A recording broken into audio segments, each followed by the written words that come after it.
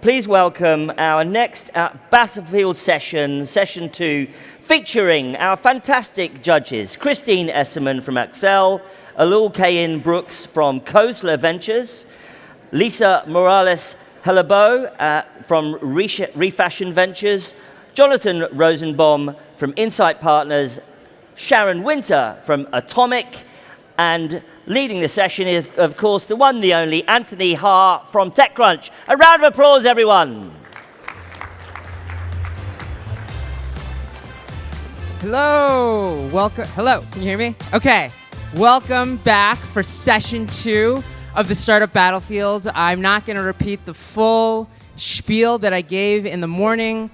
The bare essentials of what you need to know is over the next hour or so, we're going to be having 5 startups on this stage. They're going to be presenting and giving live demos for 6 minutes. And then our expert judges are going to have 6 minutes to grill them with questions.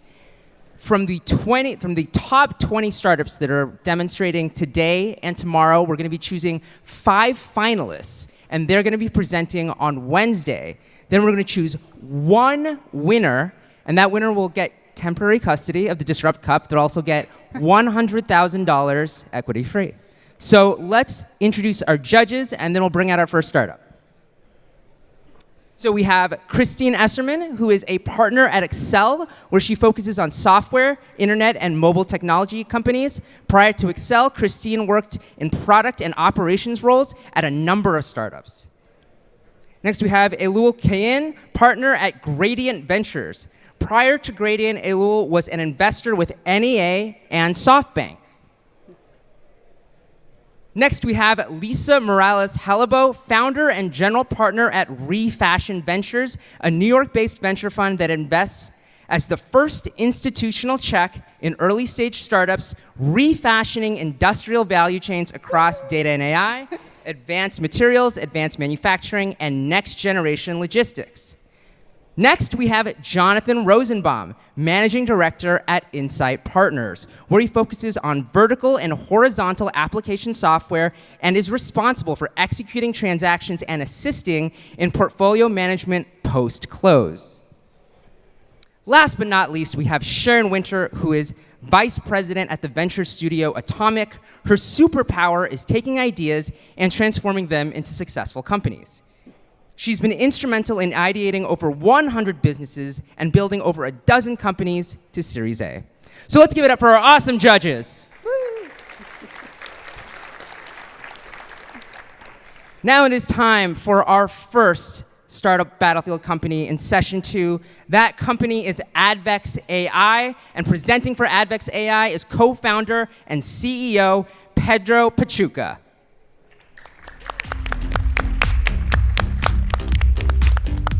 My name is Pedro. I'm the co-founder and CEO at Advex AI. Advex is unlocking AI by solving the data problem for manufacturing, the world's most important industry.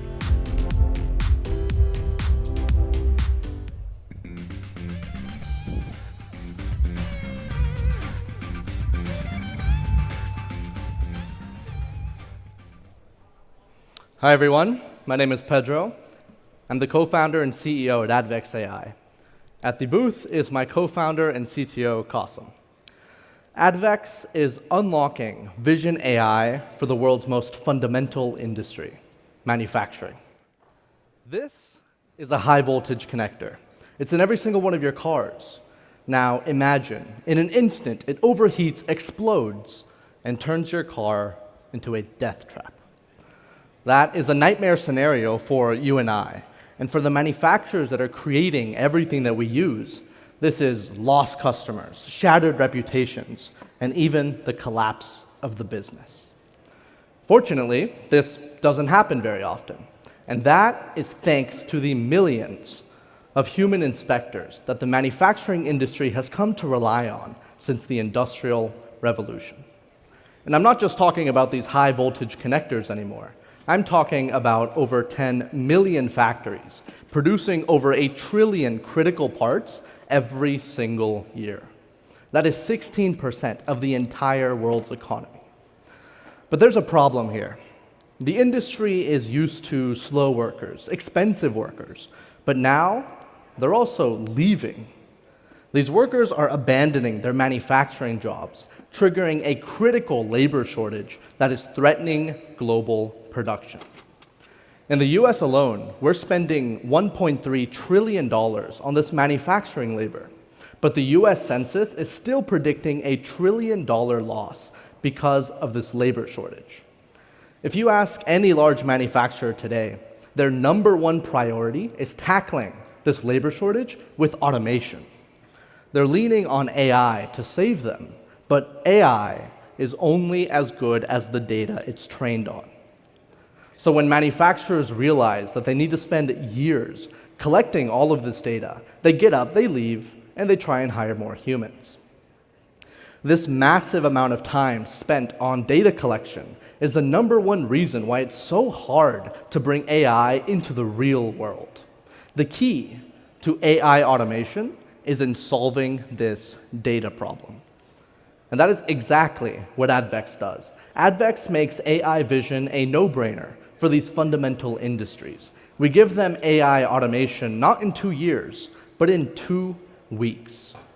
We're a team of researchers, industrial experts, coming from Google Brain, Scale AI, Qualcomm, and other industrial giants. My co-founder Qasim and I have sold companies, and we've built products used over 50 million times. Together, we are pioneering this new end-to-end approach to AI vision, where we first figure out what data is missing with advancements in representation learning, and then we create it with diffusion models. Generally speaking, we are leveraging generative AI to create the right training data for other AIs so that you don't actually have to collect it from the real world. Now let me show you how this works. One of our automotive customers wanted to make sure that their car parts were not defective. Over the next 2 weeks, they collected all the defects that they had, and they only came up with 10. Switching to my demo now, you can see on the right is a model trained with just those 10 images. It's really not detecting much of anything. To make a reliable vision model, they need to collect hundreds of samples, which would take them at least a year. Instead, they used Advex, and with just those 10 images, our platform created 200 synthetic images in just 2 hours.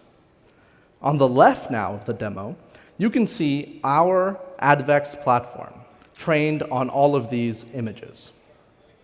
It's not working. We're lagging a little bit here, but it'll get there. Sorry, the Wi-Fi here is annoyingly slow. When it comes up, you'll see that the Advex platform performs extremely well.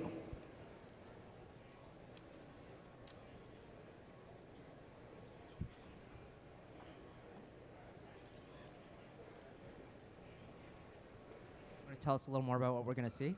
Yeah, so you'll see a model, there we go, trained on all of these Advex-generated images. You can see it's performing much better. And we can even add some complexity here. We can add a part with more than one defect.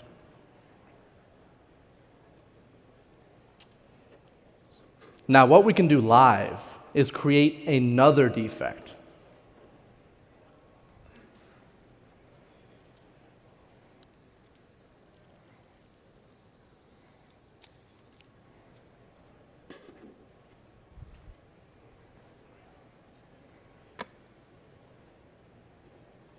It's really lagging.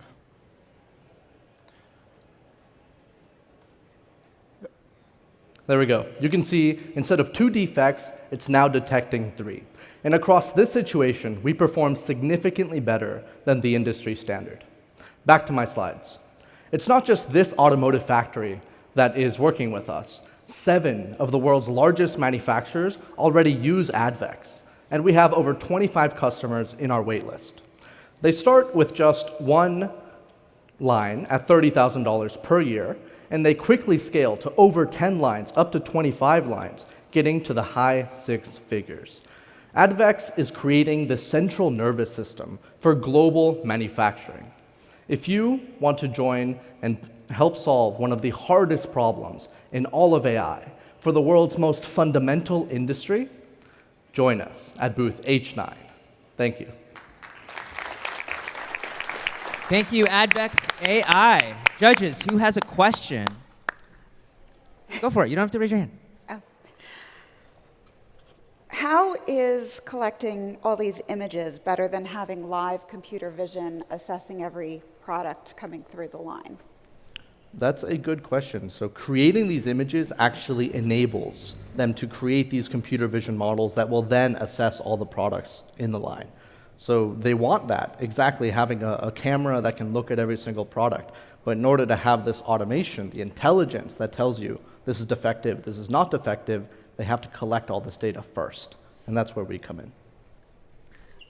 Thank you for the presentation, very cool. Can you talk a little bit about your sales and implementation process and what is your ICP? Not asking from an industry perspective, but from a size, scale, and competency perspective in terms of being able to implement this at scale.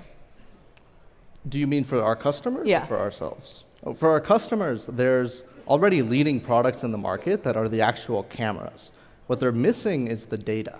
Now, those cameras are being used by automation engineers, even just floor workers. So it's an extremely accessible thing that these people can use. But what they're missing is they have to wait 6 months, a year to collect that data. And so we scale by them implementing these cameras in different factories, and they use our software on top of those cameras. Many large multinational manufacturers, the data science teams have a not built here mentality. So of the 7 customers you've won today already, how did you overcome that mentality, and what are you doing to make the constituents of the actual business owner and the data scientist team all collectively happy? Yeah, that's a very good question. They're not gung-ho on like, let's put generative AI everywhere. They really need this to work. A 5% error for them is very, very high. And so the key that we have found to their hearts is around, here is a real POC on your real parts showing real model performance improvement, and we put that next to an ROI sheet that we have co-developed with them. And so we show exactly, this is how many parts you produced before, this is how many after, this is how much money you're saving from creating the actual parts and not having to throw them away. And putting that POC showing those early results next to the ROI that shows them you're going to get 5x your money back in 6 months, that's what makes it happen.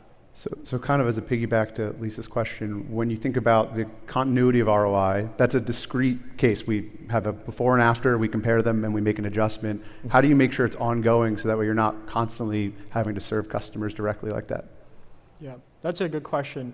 The way that we operate our sales process is by proving to them empirically that when you use Advex, you're going to see significant gains in model performance. And in the early days, we did receive pushback. People were skeptical of synthetic data, especially synthetic data that's coming from generative models like diffusion. But over the course of the year that we've been working with our customers, starting off from manufacturing, but also going into other industries, what we realized is that at the end of the day, what our customers really care about is the model performance, not necessarily how good does my data look. And we've been able to tie in this key metric that actually helps them with their main task of automation and tying that into what we're selling at Advex, which is a reliable computer vision model that can successfully automate factories. And to add on to that, it's not just one stage at the beginning. In manufacturing, it seems structured, but things are changing all the time. A supplier is going to give you a new part, and they're not going to tell you they changed that finish on the part. Or your belts are going to rust over time. You install a window here, now the light is coming in a different direction. That ruins your vision model.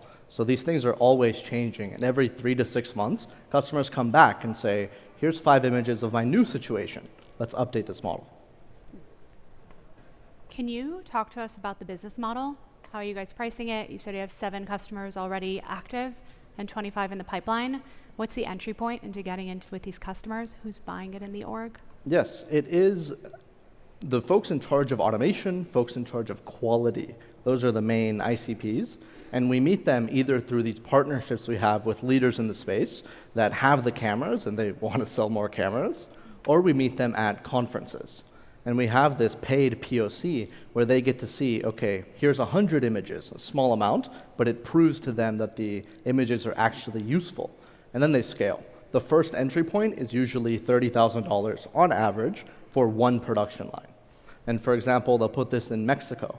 And then one of our customers, they called us from China, and they said, my China factory also has this problem. Can we scale it there? So for us, it's about getting in with just one line and expanding, adding up to 10 lines in just 6 months.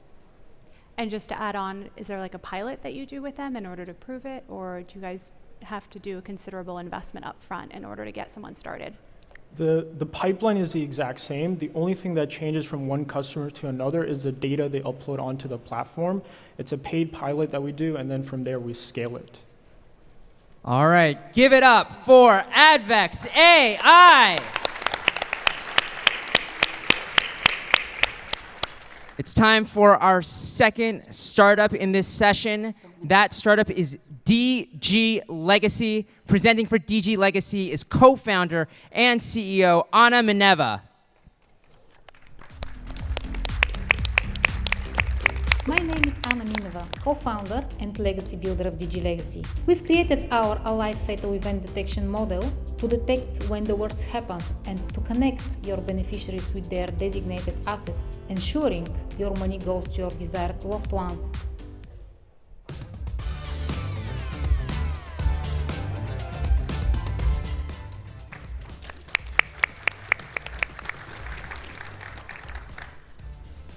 A few years ago, my family and I were in a horrific near-death car accident. The last thing that came to my mind was, oh my God, do our children know about our assets and how to access them? So if we are no longer around, they are financially secure. This is why we've built DG Legacy. I'm Anna, the CEO and co-founder, and I have my co-founder Peter on stage. Did you know that $1 billion remain unclaimed in the US alone instead of reaching their rightful heirs? The problem is becoming bigger and bigger because most of the assets are digital and spread across multiple countries. Each year, $5 billion more stay unclaimed instead of reaching their rightful heirs. The number one reason, they are not aware of the very existence of those assets and they cannot access them.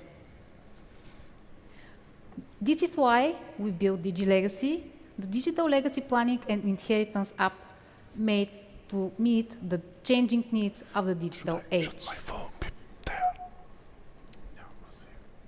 Next slide, please. How do you do that? DG Legacy enables you to easily catalog your complex digital and financial assets, designate beneficiaries to them, and in case we detect unforeseen event with you, we proactively notify your beneficiaries. This way, we give transparency and awareness for your loved ones so they can easily locate, claim, and access them. Our secret sauce. We use AI to automate digitization of paper documents. Our sophisticated heartbeat protocol monitors alive fatal events to detect if something has happened to you. And of course, we use bank level of encryption to protect your data. Why not use traditional methods like shared folders, hard drives, or an estate plan? The answer is simple. They can neither detect unforeseen events nor notify your beneficiaries so they can securely pass down your legacy. Estate plan is expensive, easily become outdated, not to mention that cannot provide access information and don't work for assets spread across multiple countries. Now, go to the demo. Peter? Thank you, Anna. In DG Legacy, you can easily see a snapshot of your assets, and with one click, you can access all the necessary information. With the heartbeat protocol, you can configure fatal event detection. For example, here, I will connect with Twitter so that my public tweets... You cannot hear? Okay, I will start from the beginning, try to catch up. In DG Legacy, you can easily see a snapshot of your assets, and then with just one click, get all the necessary information. You can configure, with the heartbeat protocol, fatal event detection. For example, here, I will connect with Twitter so that my public tweets are detected as live events. There you go, in 1 second. I have configured biometric login, email checkups, and etc. Then also adding assets to DG Legacy is very straightforward. For example, with our recently added AI automation, You can scan any paper document in any language, and then Digital Legacy will automatically extract all the data and will digitize the document. Here I'm digitizing a test ID document, and you will see that in just a few seconds, Digital Legacy will get all the information and will classify the type of the document quite correctly. Usually it works for 1 second. This because of the demo, it takes more. But believe me, it works for 1 second, you can try. Then also, while it is loading, Digital Legacy, it's super easy to designate beneficiaries into your assets. Now, sorry for this glitch. Back to Anna in the presentation. Okay, problems happen. Thank you, Peter. Why now is the right moment for Digital Legacy? The market for legacy planning is there and growing fast. People these days have more than 100 online accounts in the US alone. The number of people with digital and financial assets has tripled in the last 10 years in the US and Europe. As 20% of the population now is over 65 years in Europe and US, a massive generational wealth transfer is coming. Heirs need to digitize paper document and protect their parents' wealth. With global uncertainty, people need a grab-and-go solution so they can protect their hard-earned money and loved ones. And all this translates into a market of 591 million fintech and crypto users who need a working legacy planning solution. How do we capture value? Digital Legacy is a freemium SaaS with 2 paid tiers with different features. Cyber breach monitoring for the protected assets, family account, quick share of assets data, you name it. And our strategy is to boost revenue with services like digital will, add-ons, B2B2C partnerships with wealth managers, tax advisors, you name it. Achievements so far. We have 20K users with 7 uploaded assets on average. With 3% monetization, which is above the industry average, we are on our path to reach 5% mid-2025. And most importantly, we have 0 churned users so far. We are Anna and Peter, husband and wife, the founders of Digital Legacy. We are second-time founders, and we have built and scaled company from zero to successful exit. With 35 years of combined experience, we deeply understand the problem space. You never know when the unthinkable can happen, or when you will be in a car accident like we were in. Unfortunately, it could be tomorrow. You want to be prepared, and you need Digital Legacy. We are raising our seed round and looking for partners and investors, so no hair is left unsupported and no legacy left unclaimed. Thank you. Thank you, Digital Legacy. Judges. Thank you for the presentation. You mentioned a protocol to detect fatal events. How does that work, and can you talk about how you avoid false positives? Actually, we use multi-layer algorithm to detect different events. We use biometric, we use social media, as Peter showed in the demo, and also connected services. But probably if you need more details, Peter is the right person to answer. Yeah, we have multiple layers to detect, to avoid false positives. We have multiple layers, like biometric login on your phone, zero disruption of your daily activities, monitoring of your public posts in preferred social network, then email checkups, and then last step of the many, many layers is phone call. Thank you. Very cool. Congratulations on everything you built. It's a very beautiful app. How do you get your users to continue using the app and come and engage with the app when there hasn't been an emergency situation? Probably one of the coolest features, as I mentioned, is quick share. And we allow our users to enter, obviously, their not so important passwords, for example, Netflix or whatever. For example, if my son calls and say, "Mom, I need our Netflix password, bam, bam, this is quick share." And then his teacher asked me for his passport because he's on a field trip and he needs it. I'm just saying like, bam, bam. And this quick share feature is also a way to acquire actually new customers. not only engage our current ones? This is super important question if I have 20 seconds, because in the beginning when we launched Digital Legacy, we said this is probably unfortunately the value is coming after person passes away, but then our customer said, no, actually Digital Legacy gives us a very quick way to share with our financial advisor, with our whatever, children and etc. Yeah. So it provides value also while people are alive. For example, they can send link to Digital Legacy to their aging parents in other country, and their parents can digitize all the paper documents, so that the children who now are their 40s, for example, know about the legacy that they will inherit.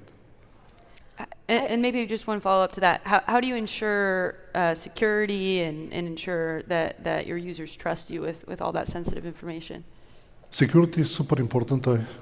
Super important. Specific to your question, every information in Digital Legacy is encrypted to the master password of the users, plus we use second level of encryption with unique secret key, which is kept separately in third-party professional secret manager. So we use double encryption, which is unique. But apart from this, we always talk about security because Digital Legacy is in the trust business, and we don't believe that trust is earned by one or two activities. It's in everything that we do. How quickly you reply to customer questions. How reliable are you? So we believe that security is part of the bigger umbrella of trust. And we keep all our assets there and use it every day.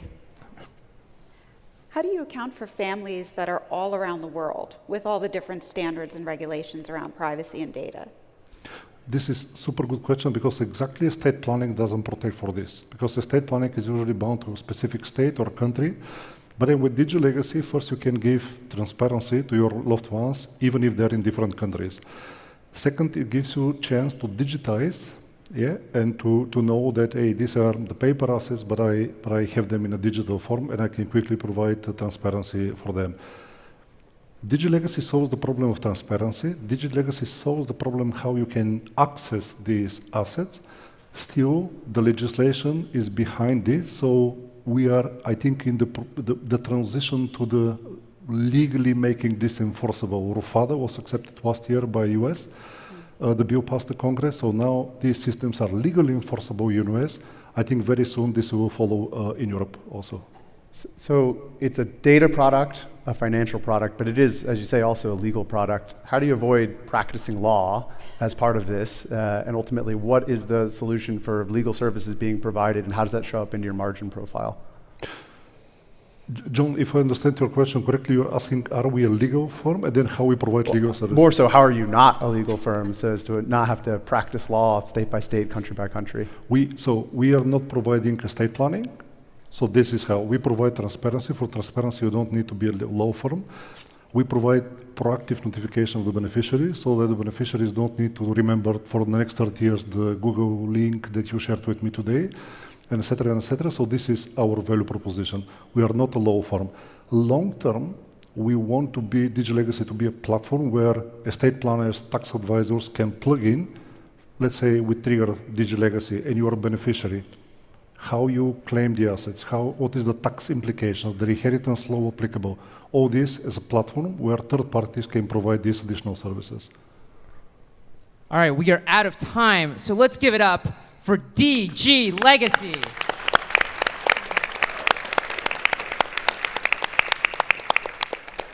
All right, now we have our third startup in this session. That startup is Vrtl. Presenting for Vrtl is founder and CEO Courtney Jeffries.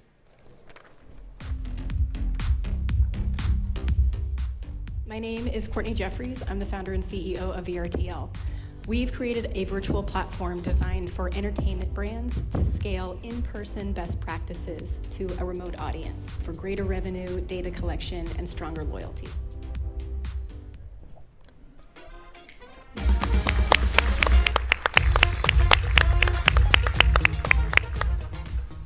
Hello, my name is Courtney Jeffries. I'm the founder and CEO of Vrtl. We are a virtual platform designed for entertainment brands to scale. Go for Courtney.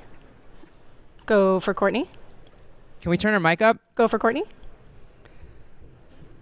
Hello, testing. Oh, sorry, we'll just. Go ahead. No? Hi. Hey. See? Oh, we're back. There we go. Yeah? Yeah. Okay. Reset. Hello, my name is Courtney Jeffries. I'm the founder and CEO of Vrtl.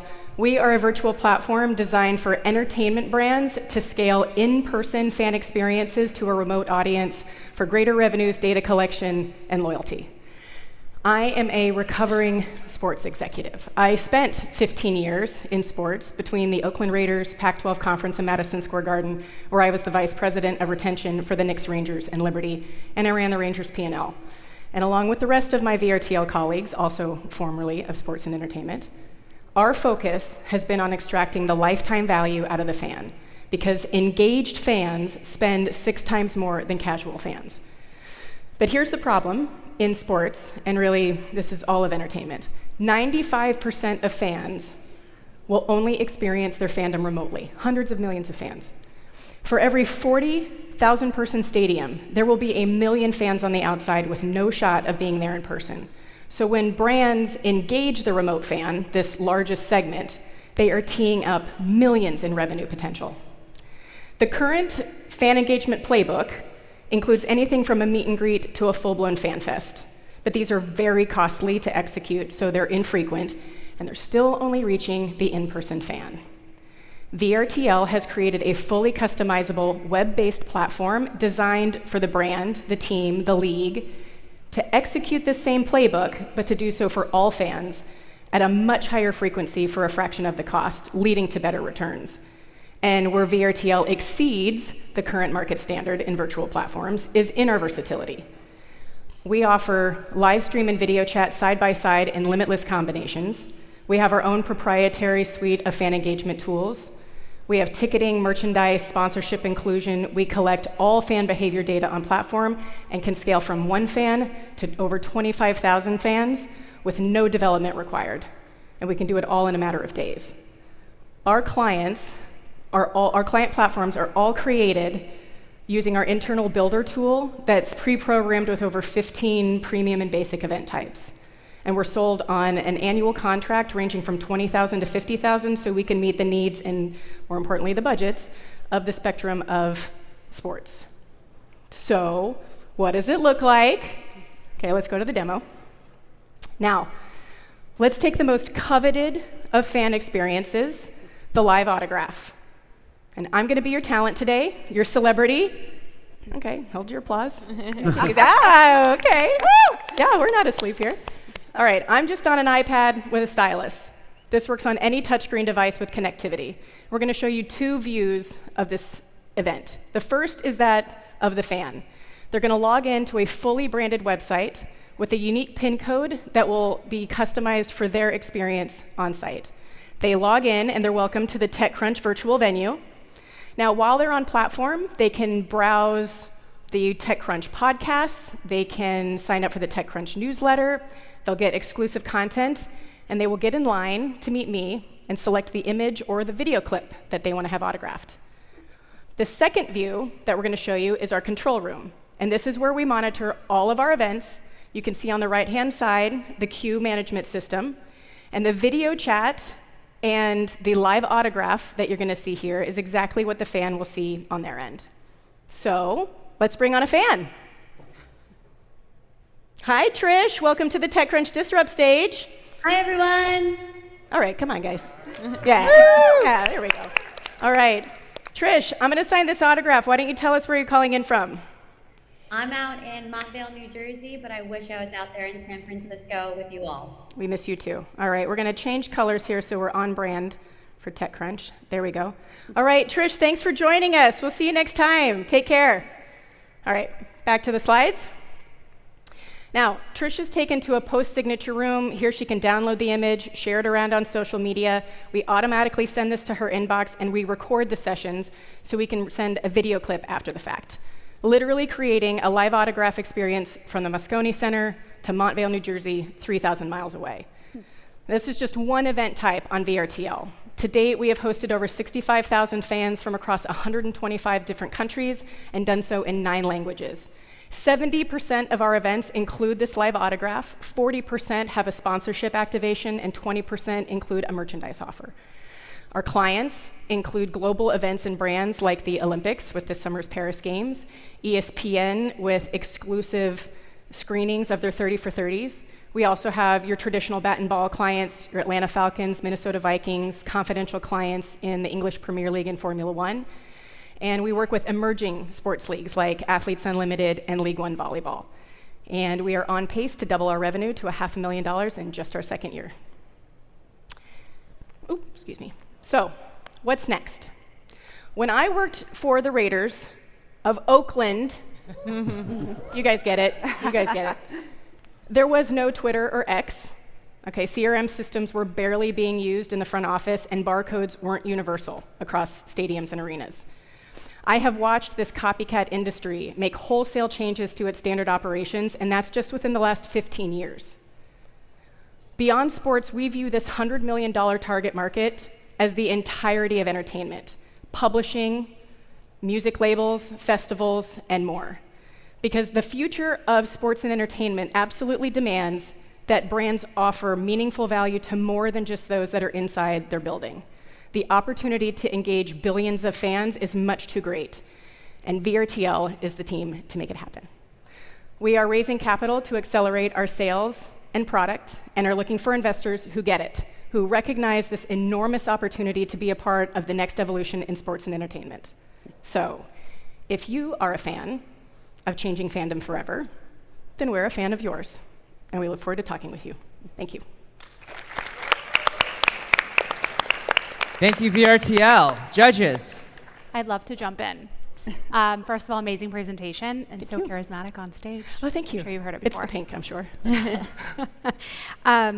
With my background in particular, two companies I built before. One is in entertainment tech, specifically around CRM, and another one in esports. Yes. So this definitely touches on that. Talk about the moat. Usually, the brand equity lives with the influencer. But I think there might be an opportunity here to create a moat as well within communities. So I'd love to hear how you guys are thinking about it. Yeah, we look at the moat as, first of all, our tech is our own tech that we've built internally. The fact that we can scale these quickly is a huge advantage for us because managing talent can be tricky and their availability. We dealt with this actually on Sunday with one of our clients. The talent was late and we need to be able to, it can't be one size fits all. That's probably the better way of saying this.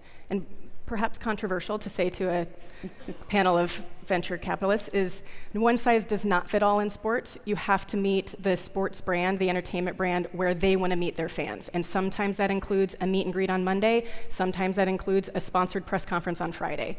And our ability and agility to go back and forth and address what they need creates a huge advantage, including not being a video chat platform or not being a content distribution chat platform. It really addresses all of the best practices that you would typically do in person. For your end customers, the sports teams themselves, what is their ultimate goal out of this in terms of actual monetization? Obviously increased eyeballs is great, but how do they see it as a form of long-term dollar-based ROI? I would say sports organizations will have three buckets of business. One is going to be data collection, and so this incentivizes and encourages fans to give over that data, join their database, join the newsletters. The second is in retention, and there are huge campaigns designed for fan retention, specifically in season tickets, but over what you're seeing in Europe, and this is true for our European clients, they have membership models in the hundreds of thousands that have nothing to do with ticketing. They send them a merchandise promo code every other month, and that's it. So for us, it's really about impacting that loyalty and reducing churn for them and driving the fan deeper into the consumer funnel. There is absolutely a world where there's a superstar enough to charge money for it as well, which we would be able to support. But at the moment, the focus is on executing what we know to be the best practices. Sorry, I know I'm supposed to let others talk, but I have to say, when we think about it in terms of the publishing world, what we've learned in client discovery is very much a pre-sales concept where somebody is buying access to the author and they would be buying a book or they would buy multiple books. And so that's among the enhancements to the platform that we're interested in. That's why we're trying to raise capital to grow that. Yeah, it's hot up here, sorry. I'm very sensitive to my ginger skin. Sorry, gang, it's turning red, sorry. Long term, I mean, you talk a little bit about staying focused, which I certainly appreciate at the early stages. But out of all the opportunities you have, whether it be ticketing or sports betting or selling more merchandise and leaning into that feature that you have today, what excites you the most? CRM integration and native app integration. An app for a sports team is almost always dormant in the off season because there's nothing to put on it. It's hard for teams to engage. That's a huge advantage for us to create these events in the off season and put them on the channel that they're trying to use for distribution, and that's a huge opportunity for them to leverage. We also look at this from a CRM and a data capture standpoint. We want our brands to be able to have a very easily and clickable integration so that they can invite who they want to invite. In terms of where we could go from here, we had a conversation with the space team today. Like, there are so many different areas and ways that you can bridge that gap in space, no pun intended, of where the fan is and what the brand is trying to do for their business objectives, whether that's in raising money, it's in education and reaching communities. For us, it's the fact that people get it and that we can go in multiple areas of entertainment. I have one last quick question. Every individual is a brand now, so how are you competing with the sports brand versus the individual brand? No, we don't want to be a derivative of Patreon, OnlyFans. We don't want to be a derivative of Instagram Live, of YouTube. The brand for us is an enterprise brand. It's probably a word that we were missing in the deck and pitch, honestly. But for us, in the sports world, there's the ticketing and retention world, there's the community relations, there's in marketing, there's new business, there's sponsorship. So I would say if an individual brand is operating as an enterprise, then we would be the right fit for them. Otherwise, probably not the ICP. Does anyone have a super quick question? Yeah, what are the network effects within each league? As in a new team joins, does that incentivize other teams from that same league, or more you are MSG, like the Rangers and the Knicks as well, because of the same city and similar fan bases? Do you mean from the fans that come on, or from our go-to-market? From your go-to-market. Yeah, it's very land and expand within the subset of the league. So we have, I mentioned the Falcons and the Vikings. We also worked with the Jacksonville Jaguars. They play overseas. The NFL League itself has a Fan of the Year program, as well as the global markets programs where they're playing in different countries. So that's a place that we start. We have a handful of EPL clients, which I'm sorry we're not allowed to say. But again, like the referrals is very, it's a tried and true best practice of selling in this industry, for sure. We have a judge who wants to sneak a really quick one in. Do you have any? So you work with a lot of sports teams. Do you have any hot takes on, like, Knicks? How are they going to do the season? Or I mean, I would Falcons? get in so much trouble. I would get in so much. I mean, listen, I have the benefit of working for some of the greatest organizations in the world, and I grew up there, and so that will be my terribly politically correct answer on the stage. Thank you. All right, give it up to VRTL.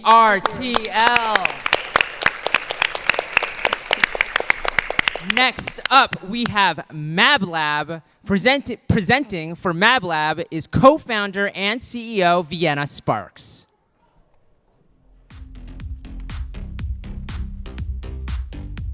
I'm Vienna Sparks, the CEO of MabLab.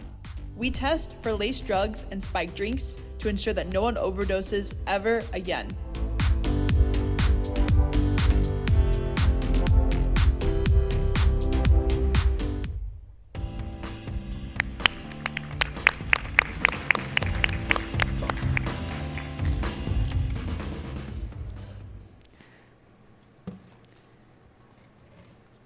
I walked into class on a Monday morning, looking for my lab partner Cassie's familiar face. When I noticed she wasn't there, I was hit with the reality that would change my life forever. That Cassie had overdosed while taking laced recreational drugs. And the thing is, Cassie never could have known those drugs were laced to begin with. However, Cassie's story is not unique. There are more than 109,000 deaths that occur every single year from laced drugs and more than 5.2 million injuries, which equate to a $12.4 billion cost to U.S. medical system. However, current products on the market only test for just fentanyl, which is a fraction of the leading lacing agents likely to cause a fatal overdose. So here at MabLab, we built a 5-in-1 test strip capable of detecting these 5 substances simultaneously with unparalleled accuracy in a matter of seconds. We're building off of the established technology of monoclonal antibodies, which is commonly found in both COVID-19 and pregnancy tests, giving users that familiar control and test line that is easy to comprehend and understandable at the same time. Our solution is patent defensible and does not require FDA regulation as a Class 1 exempt medical device. Each test will be sold for just $5, making it affordable and accessible to the end user, while also giving us a 70% profit margin, which we only expect to increase with economies of scale into 2025. So now, let's take a closer look at how to use the test strip on behalf of the end user. So imagine my co-founder Sky here. He's a fellow partygoer on his way to Coachella. His friend hands him something. While he wants to have a good time, he wants to make sure that having a good time won't potentially kill him. So all Sky needs to do is potentially put a little bit of the substance into the provided water-based or buffer solution. All it takes is 5 to 8 grains for a successful test to run. Then he simply submerges the test strip, waits 3 to 5 seconds, removes the test strip, and results will begin to show almost instantaneously. However, we say wait the full 2 to 3 minutes as indicated on our test strip packaging to ensure that no other results appear, as sometimes the line darkens with time. So let's circle back to the competitive landscape and look at these results at the end of our presentation. So the competitive landscape for MabLab specifically, the biggest competitor is BTNX, a competitor that sells a little over 40 million test strips annually. But these tests only test for just fentanyl, which is problematic when there's thousands of other lacing agents that could potentially cause a fatal overdose. And additionally, they lack accuracy, which is very problematic when we're dealing with really small limits of detection, when 1 to 2 grains could be fatal. Other solutions on the market are companies like Confer Biosciences or forensics proficiency testing, where you send samples off to a remote laboratory or pee in a cup after you overdose. These solutions are not great for preventing the overdose to begin with, or are costly and not affordable or accessible to the end user. So right now we're going B2B, selling to university health services, harm reduction centers, and local and state governments. So far, we've secured over $100,000 in test strips and pre-orders from some of the following B2B partners. And additionally, we chose these 3 B2B partners as they have existing distribution pipelines in place for fentanyl test strips, making it an easy shift to using our product. To scale, we plan to go B2B2C, selling to pharmacy stores like CVS and Walgreens, bars and restaurants, as well as music festivals. Following on that Coachella example, we're actually negotiating a contract with Coachella with hopes of having our test strips at their 2025 music festival, so partygoers like Sky can stay safe. Additionally, we plan to scale by going B2B, looking at law enforcement, fire departments, as well as veteran agencies, all of which have a vested interest in keeping the communities that they serve safe. The drug and drink testing market size is frankly huge, with just $3 billion being our initial beachhead here at MabLab, focusing on drug consumers that have been already actively using fentanyl test strips and alcohol consumers who have already had their drinks spiked in the United States. Where we're at right now is we're currently working on really bringing our product to market. The legalization of drugs has given new opportunities for drug safety. Specifically, with states like New York and California have made new legislative changes, with California mandating that fentanyl test strips are offered in both bars as well as schools. And second, there's been a huge injection of public funding, with $26 billion being allocated across health departments towards harm reduction solutions like ours. And the sad fact is, over 40% of Americans know someone like Cassie, who has passed away from a drug overdose. So the time to act is now. That way your daughter or loved ones doesn't have to suffer in silence from a deadly overdose. Where we're at right now is we're currently raising our seed round for $2.5 million, which will give us 16 to 18 months of runway and take us all the way through our product market launch. This will also allow us to enact our AI ML model, which allows us to track where different outbreaks are occurring in populations, and also has a predictive component, allowing us to quickly add new lacing agents to our test strip, helping us keep track of the quickly changing landscape of the lacing drug market. To scale, we plan to continue to go on the B2B2C front, as well as launching a secondary test strip, an allergen test strip, into year 4, all leveraging our existing IP. This is the wonderful team that makes it all possible. Myself and Sky are both co-founders. I grew up in Thailand, where I noticed a huge issue of laced drugs, and traveled around the world, living in over 5 countries where I saw the same issue repeatedly. And coming back to the United States for school, Sky saw the same thing growing up in New York, where in the Bronx, where he went to high school, he repeatedly saw people pass away from drug overdoses. So together, we joined forces with previous startup experience to help solve this issue once and for all. On the scientific side, we're joined by 4 postdocs with domain expertise from structural biology as well as immunology, helping us tackle this problem in the lab front on. So now, let's take a look at those results. As you can see here, there's only one line indicating that the test ran successfully, but Sky is free to party safe as there's no potentially deadly lacing agents present in the sample. So enjoy your time at Coachella, Sky. So together, let's end all overdoses from laced drugs so no one has to lose a friend like we lost Cassie. Thank you so much. Thank you, MabLab. Judges. Well, thank you so much for presenting. This is incredible. Question for you, a little bit open-ended. What do you think the main risks are of this business? Yeah, I would say the main risks are definitely working to, as this is a fast-changing market, as we're seeing more legal changes on this, kind of staying on top of those. So one way that we're doing that currently is working on partnerships with governments, harm reduction centers that are really kind of at the forefront of the pipeline of the money being received from that grant funding, the $26 billion being allocated, as well as being sure to tackle the legislative changes right on. So working closely with bars in California, as well as different music festivals that are quickly putting the test strips in place.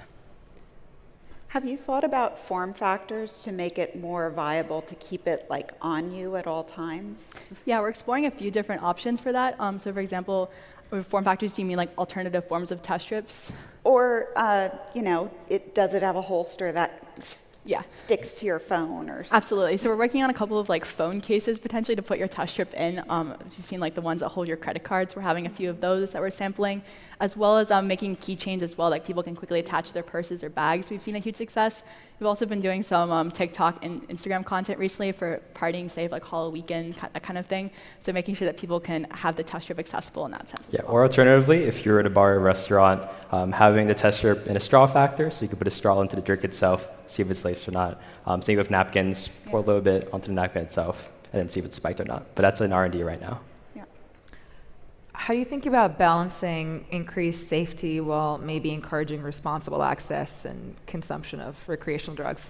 Thought I'll ask the elephant in the room question. Yeah, so the goal for us is to do something similar to the drunk driving campaign. If you want to keep your friends accountable when you're going out for a night to drink or use drugs, potentially keeping that test strip in the back of your pocket. So if your friend ever has a drink, they left it out in the bar too long, having that say, okay, Vienna, for example, I've seen you left your drink out. Here's a test strip I have. You can test to see if it's spiked or not, and then you go about your day. And on the safe consumption side, we're doing a lot of educational campaigns and partners with nonprofits as well as the student health services we're partnering with. So for example, we're working with Brown University currently to do a safe recreational usage campaign, kind of coming from the standpoint that we recognize that people are going to say have sex when they go to college. So we want to make sure that people might also be using drugs and drinks safely with their first college party. What is the process of being able to test for additional substances that you currently are unable to today? Yeah, so we have an AI ML model that's allowing us to track where outbreaks are occurring in populations. We're pulling data from things like police reports as well as anonymous self-reporting on our own platform once we launch our product. And from that, we'll be seeing which lacing agents are commonly occurring and outbreaking in different cities. And then the turnaround to add that product to our test strip, a 6th or 7th lacing agent, would be around a month to 2 months. And what is your manufacturing facility? How does that scale as you hopefully get to much more revenue, much more customers? Yeah, we're working with a manufacturing facility in Massachusetts currently. We're doing our third-party validation studies with them, making sure that the accuracy results that they're getting is what we've gotten from our in-house testing. Their average contract sizes ranges anywhere from 5 to 50 million units annually, so we're not too worried about scale for the foreseeable future, but also exploring a few other options in case that one fails initially or if we want to switch later down the line. Why hasn't BT/NX expanded outside of fentanyl?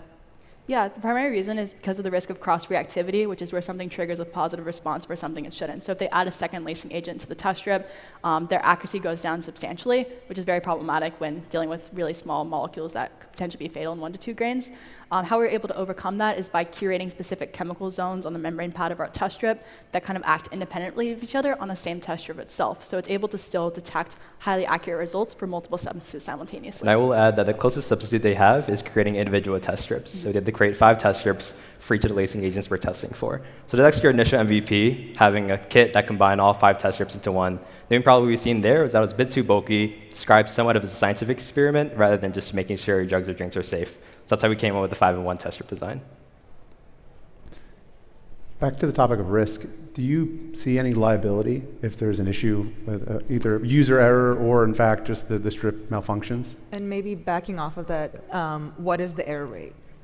And how does that compare to the industry standard? Yeah, do you want to talk to Arrow first? So our current in-house testing results are between 99.5 to 99.9% accuracy. Other tests on the market are anywhere between 80 to 95%, so a substantial improvement there. In terms of limited detection, our competitors like BT/NX for fentanyl is 200 nanograms per milliliter. We're coming in at 30.33 nanograms per milliliter, which is a substantial improvement there as well. And the same can be said for the other lacing agents. There's just not a direct comparison as there's not a test strip out there. And on the product liability front, for the current fentanyl test strips that exist, they have a line on the packaging saying for forensic use only. So just to detect, is this laced or is it not laced? It's not giving you a recommendation on whether to continue using it if it's laced or not laced. Okay. One more quick question. All right, give it up for MabLab. Thank you. We have one more startup in this session. That startup is Stitch 3D. Presenting for Stitch 3D is founder and CEO Clark Yuan.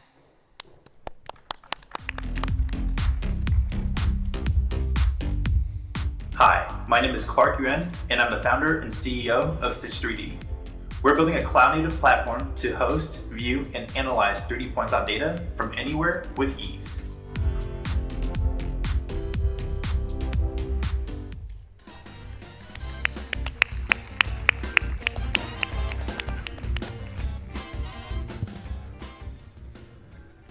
Hello everyone, my name is Clark, and I'm the founder and CEO of Stitch 3D. For the last 2 years, my team and I have been building a cloud-native platform that makes it possible for anyone to view and analyze 3D data right on the web. But first, let me tell you a quick story.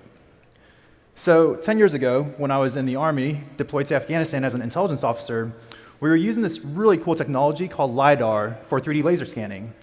Now, LiDAR data would be great for analyzing things like the steepness of a mountain road or the crater volumetrics from a roadside bomb. Only there was a huge problem. The way that we were sharing LiDAR data was literally by sending out runners with backpacks of hard drives just to get the data to that one analyst who had LiDAR-specific software already downloaded to their desktop. And then, instead of looking at a 3D model, I'd end up looking at a screenshot on a PowerPoint presentation. So there was always a lot of friction in working with 3D files, but this was not unique to the military. Here's Erlich Bachman from the 2014 Disrupt putting it nicely.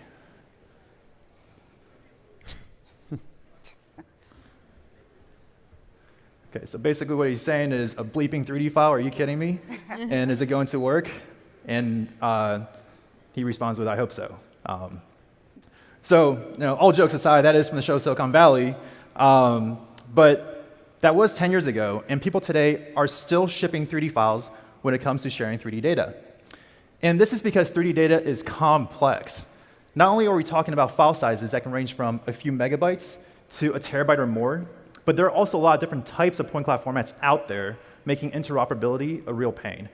And by the way, your Google Drives and Dropboxes of the world, they can't view any of these files.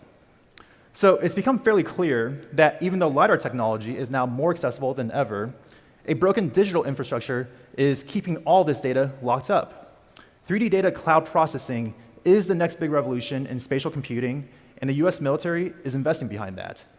The Air Force has funded Stitch 3D with 6 R&D contracts worth $1.8 million to go re-engineer the future of cloud architecture and make 3D data universal, not just for the military, but for industry at large.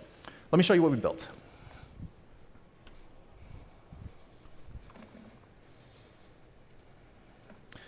So what you're seeing here is the core Stitch 3D platform, and we've re-engineered the backend so that the upload pipeline can handle point clouds of any file type or size. And this is really the secret sauce behind our architecture. But we've hidden all of that complexity behind a UI that is simple and familiar. So if you want to go and see who's shared a file with you, you just go to your shared folder. You can search, sort, filter, everything you'd imagine you'd be able to do on a normal data platform. But unlike a Dropbox or a Google Drive, where you can't see the 3D files, here we can open up a 13 megabyte file, or this 39 gigabyte file from Lahaina. Now, Lahaina is a unique data set because for those of you who remember, this was a city that was completely burned to the ground during the wildfires on Maui last year. So the first thing we can do is we can map it to a spatial map to give it some contextuality. And the government is really struggling right now to move people that have been dislocated by the fire back into their homes. So they requested LiDAR data to help with that analysis. Here you can see the topography, elevation of the land. And something that's really cool is if you want to see how many structures are still standing at Lahaina, this is it. Everything else burned to the ground. And this information is exactly what the government needs to be able to forecast cost for planning the restoration projects. So we can help expedite that analysis by doing things like measuring the area of a plot of land that needs to be recovered. Or we can do things like measuring the stockpile volume to track all the material that's coming on an island for example, of this gravel stockpile. Now, we initially built the technology to measure bomb craters for the Air Force, but there are a lot of different dual-use applications for 3D data. And here you can see the volume calculation there. And then once you're done with all of the analysis, you can just simply share with somebody using their email or with a public link. And of course, if you want to really see light and dark mode, there's that as well.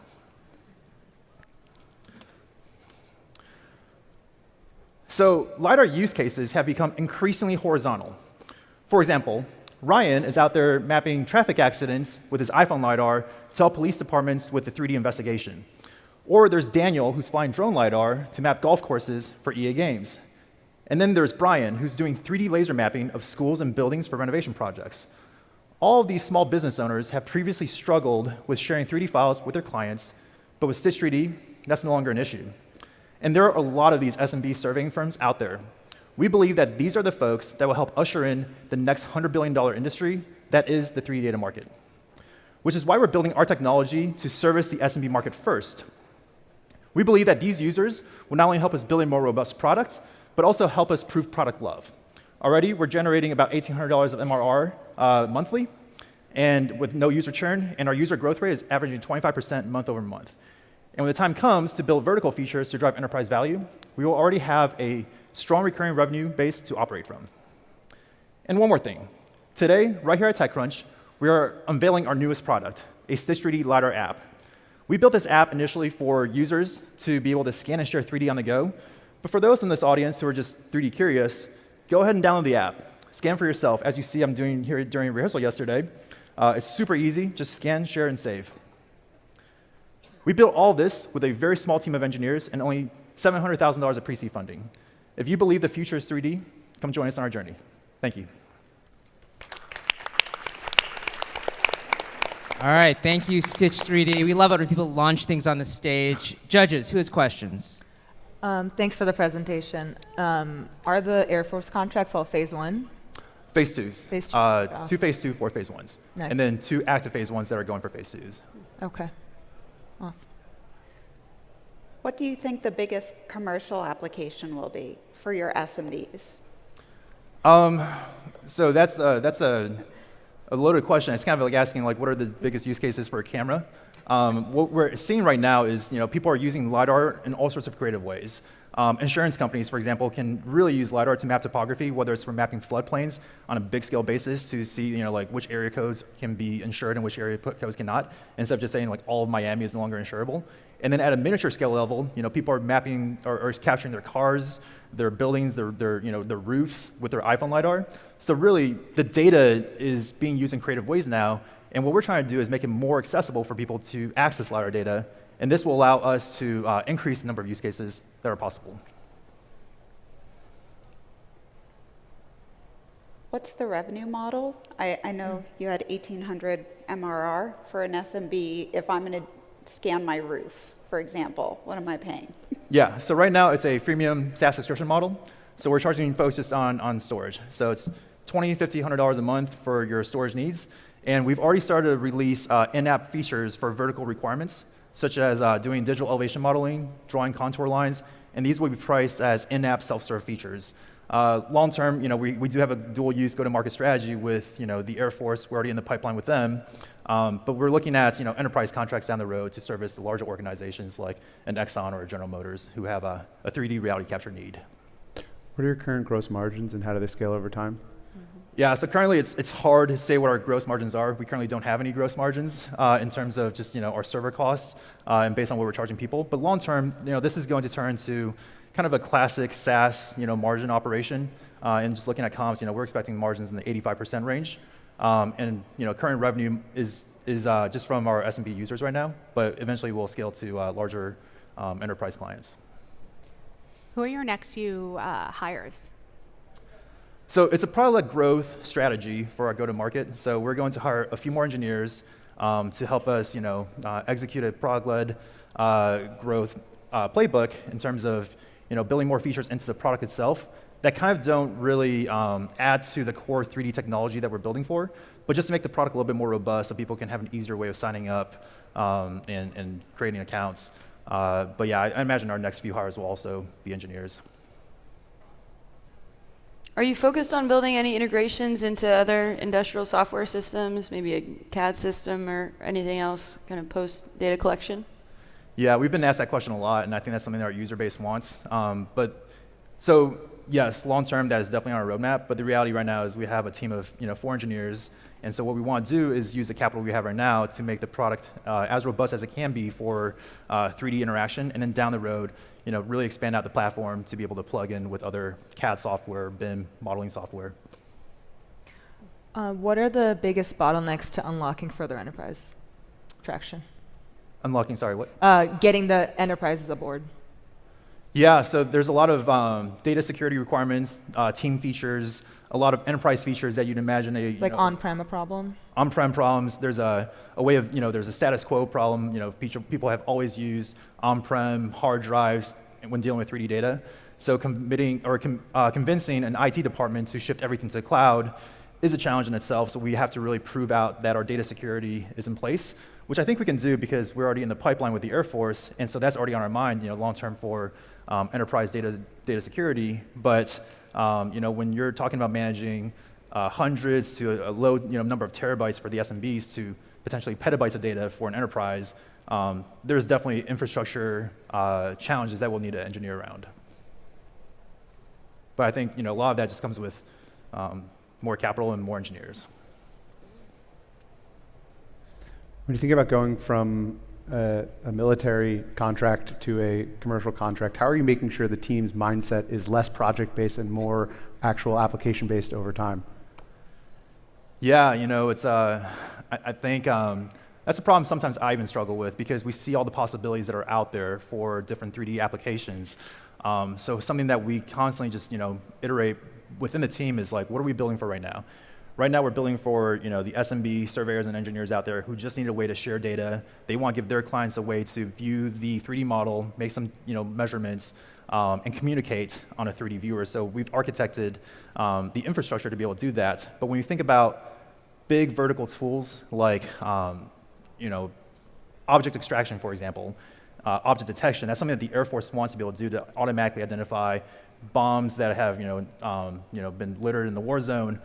That's going to take significant amount of engineering work to be able to add those features in.